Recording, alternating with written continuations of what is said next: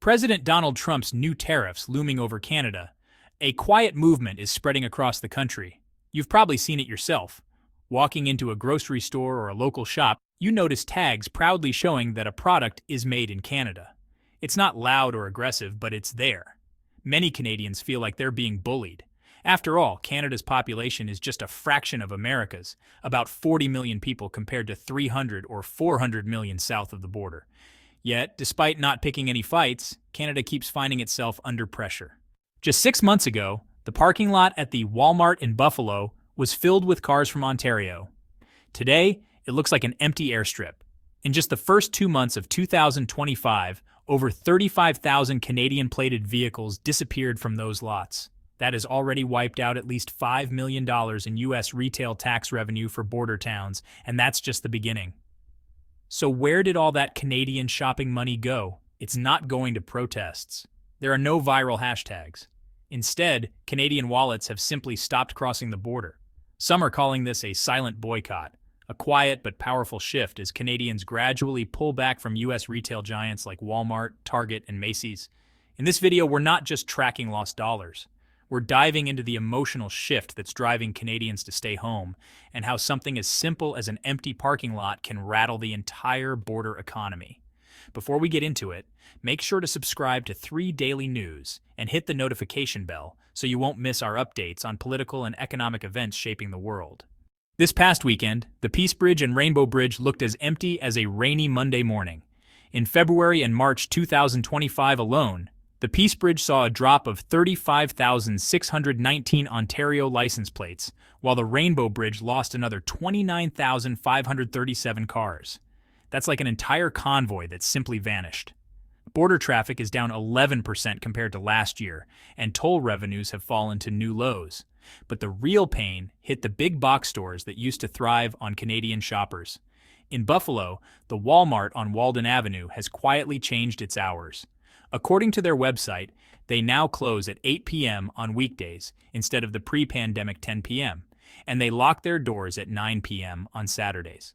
Over in Blaine, Washington, Target has cut an entire part-time shift as northbound traffic from Canada fell by 50%. Even Mayor Marilou Stewart admitted that the police budget relies heavily on taxes collected from Canadian shoppers. According to Fox 13 Seattle, the drop in retail receipts has already triggered layoffs and frozen new business projects. In just 1 quarter, a once busy border economy has become an unemployment zone. It's not just the big stores feeling the pinch. Gas stations, souvenir shops, and motels along I-190, once packed with visitors every weekend, now sit eerily empty. A motel owner near the Peace Bridge told WKBW that even after cutting room rates by 15%, occupancy is stuck at 38%. At the Buffalo Wings souvenir stand, they had to let go of 3 night shift clerks just to stay afloat. Every liter of unsold gasoline, every Tim Hortons coffee not brewed, and every empty hotel room slices deeper into Erie County's sales tax income, which is crucial for public services. Inside Erie County Hall, the 2025 budget report is bleeding red ink. Sales tax revenue is projected to fall by $22.7 million compared to 2024, a 2.1% drop the report calls modest. But the reality is much worse. By mid-February, sales tax revenue had already dropped another $4.9 million, a 7% decline directly tied to Canadian shoppers staying home. If that negative 7% trend continues, Erie County could end up with a $41 million shortfall, well beyond the $30 million financial officials once feared. To put it in perspective, that gap is almost 80% of the county's entire snow removal budget for winter.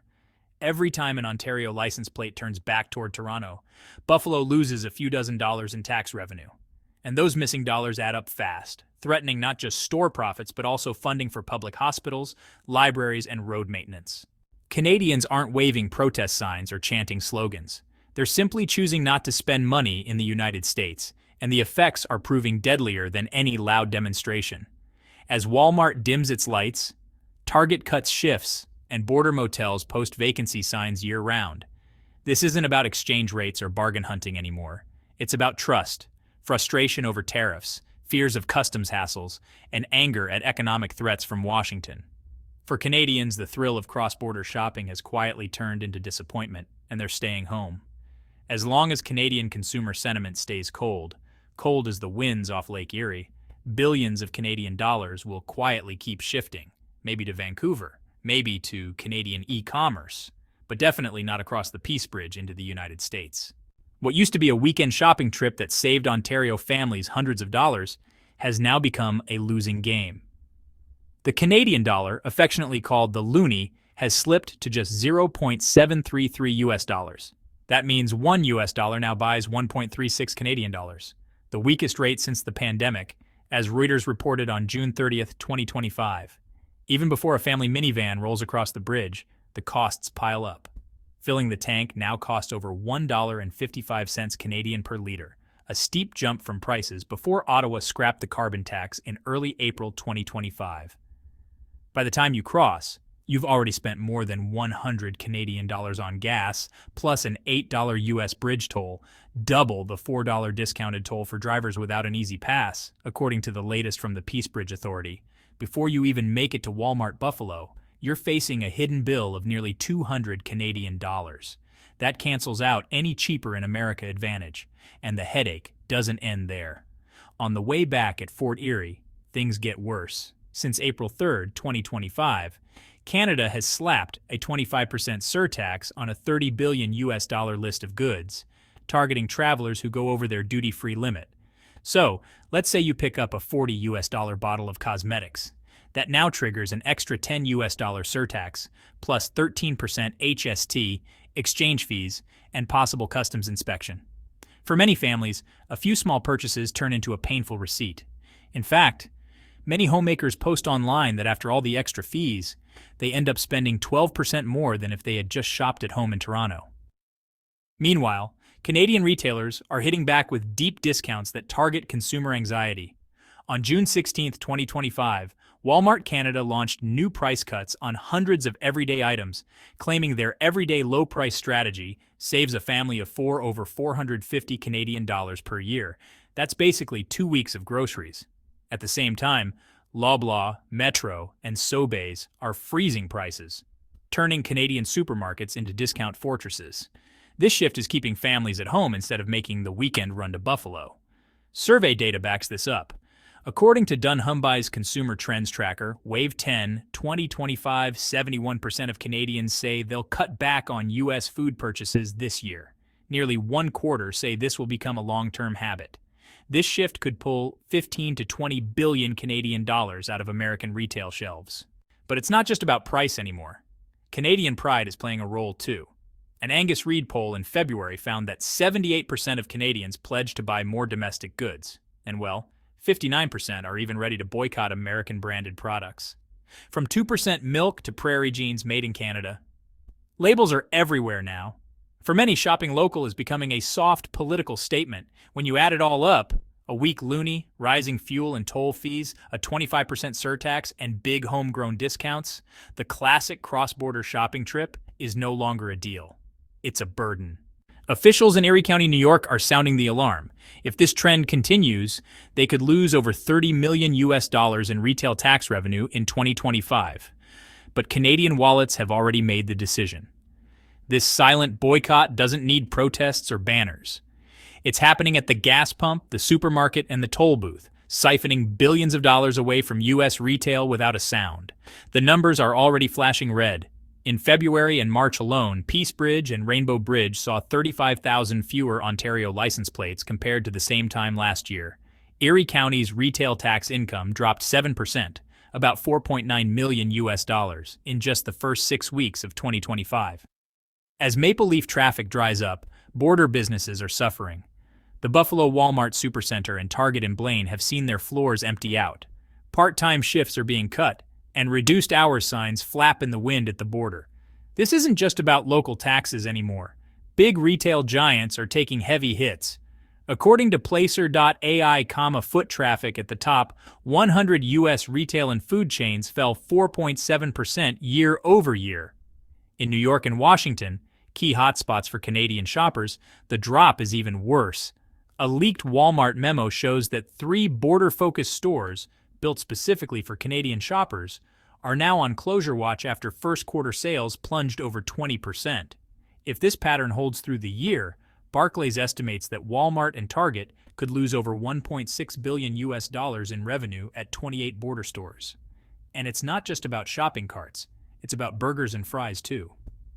A retail deep dive using NPD group data and local tax filings from 12 border counties shows the big three fast food chains, McDonald's, Wendy's, and Burger King, lost $350 million in quarter one alone. Most of these losses happened at outlets within 25 kilometers of Canada. Canadians are now choosing to eat at Mary Brown's or Freshie, supporting local businesses and avoiding the stress of a customs check. Electronics and pharmaceuticals are getting hit too. iPhones now cost 30% more due to retaliatory tariffs and strict customs inspections. The Apple Store in Walden Galleria reported a 25% drop in foot traffic. Best Buy in Niagara Falls, New York, closed its Genius Bar on weekends to cut labor costs. Meanwhile, Amazon.ca has seen same-day orders double along the Ontario-Quebec corridor, and Shoppers Drug Mart now offers 2-hour prescription delivery in 22 cities, making it even easier for Canadians to stay home. Fashion and luxury goods are shifting too. According to Trendex North America, domestic Canadian designer sales rose 4.2% in 2024, and the trend is expected to keep growing. Holt Renfrew and Simons, two iconic Canadian department stores, have overtaken Saks Fifth Avenue in revenue per square foot for the first time ever. By contrast, the Gucci outlet in Niagara, New York, has lost 60% of weekend foot traffic. Staff now work 3 days on, 1 week off to avoid layoffs. Even Costco and Sam's Club aren't safe from the shift. According to SEC swipe card data, Canadian membership renewals at 5 major border warehouses dropped 11.8% year over year. This has pushed border warehouse revenue to its lowest level since the pandemic. A Costco executive even admitted on a shareholder call, "We're considering scaling back the border warehouse model because profits no longer cover rising labor costs." Zooming out, this silent boycott isn't just hurting retail giants. It's tearing at the entire border service ecosystem. Gas stations, motels, souvenir shops, even U.S. mailbox rentals are feeling the pain. When Canadian consumers stay home, economic links snap quietly but fast. Local tax funds dry up. Layoffs begin. And a chain reaction ripples through the region. This isn't loud. There are no protests, no chants, but a huge hole has opened in America's retail defenses, and the numbers keep climbing day by day. Every missing Ontario license plate represents an economic earthquake at the border. Part-time jobs vanish. Motel parking lots sit empty. The souvenir shop becomes a ghost town. Once trust and convenience flip, no 70% off sign or duty-free coupon will fix it.